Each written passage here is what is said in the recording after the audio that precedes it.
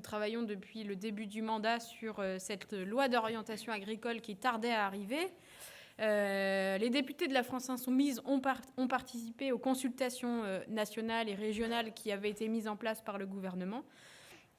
Nous avons mené des dizaines et dizaines d'auditions à l'Assemblée avant de poursuivre un travail sur le terrain avec l'Agritour. Donc, depuis juin 2022, la France Insoumise compte près de 200 rencontres avec des agriculteurs et des agricultrices dans leurs fermes et aussi dans les foires, sur les salons. Eh bien, force est de constater que le projet de loi présenté aujourd'hui par le gouvernement ne répond pas aux attentes du monde agricole et n'est pas à la hauteur des défis à relever. C'est pourquoi nous présentons aujourd'hui notre vision d'une loi d'orientation agricole, parce que les agriculteurs attendent de cette loi un cap clair, une vision sur l'avenir de notre agriculture. Alors, des agriculteurs nombreux qui nous nourrissent, protègent le vivant et vivent de leur travail, voilà ce qui devrait guider la politique agricole des prochaines années. Vous pouvez donc retrouver dans ce document un certain nombre de mesures qui sont organisées en 5 thématiques pour répondre donc à cette dernière ambition. Je vais vous présenter une partie, puis je laisserai mon collègue Loïc Prudhomme poursuivre. Tout d'abord, nous ne pouvons pas garantir la souveraineté alimentaire française si les producteurs ne sont pas rémunérés à la hauteur de leur travail.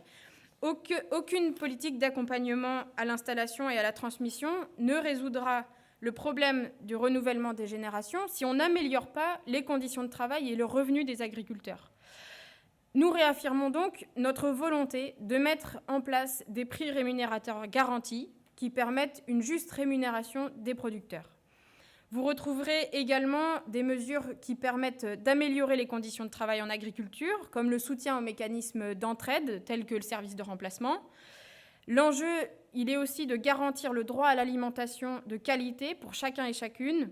Le budget alimentaire est le premier sur lequel les Français rognent lorsqu'ils perdent en pouvoir d'achat. Donc nous proposons de bloquer les prix de certains produits alimentaires de première nécessité, afin de garantir l'accès quotidien à 5 fruits et légumes de saison.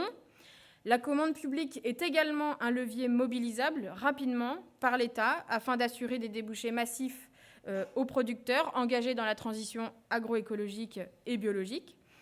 Nous proposons l'application effective des objectifs fixés par la loi Egalim, qui sont de 20% de produits bio et 50% de produits sous label de qualité.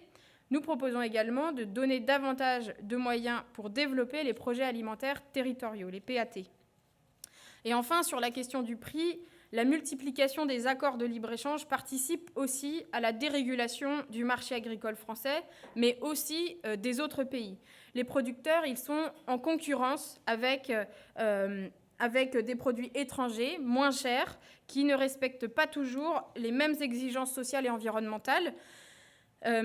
Donc l'alimentation, c'est un besoin de première nécessité qui doit être placé au-dessus des intérêts financiers et commerciaux. Il ne s'agit pas de mettre fin à la coopération internationale en matière d'approvisionnement alimentaire, mais de construire une coopération qui préserve la souveraineté alimentaire et l'indépendance de chacun des pays. C'est en ce sens que nous proposons, par exemple, d'activer les clauses de sauvegarde disponibles pour empêcher les importations moins-disantes en termes de normes sociales et environnementales, ou alors d'instaurer un moratoire sur les accords de libre-échange.